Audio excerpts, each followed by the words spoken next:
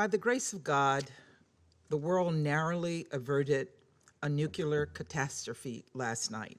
Chilling words during an emergency meeting of the UN Security Council Friday after Russia's attack and seizure in Ukraine of Europe's biggest nuclear power plant. The attack, captured on a surveillance camera, reflected a dangerous new escalation in Russia's invasion, said U.S. Ambassador to the United Nations Linda Thomas-Greenfield.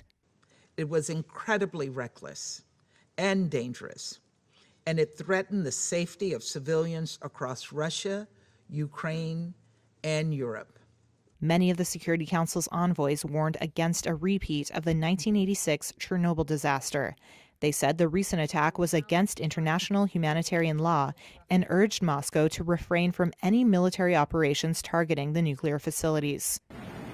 A blaze broke out in a training building at the power plant as shells hit the area overnight, triggering alarm around the world. Chief of the International Atomic Energy Agency said the plant was undamaged from what he believed was a Russian projectile. Russia's defense ministry also said the plant was working normally. It blamed the fire on an attack by Ukrainian saboteurs and said its forces were in control. But Ukraine's ambassador to the UN said Russia was lying and warned that thousands of people living nearby would be endangered if operations there are disturbed. If at any point the cooling process is disturbed, this could cause radioactive damage across large territories and have irreparable consequences for the environment of the entire continent.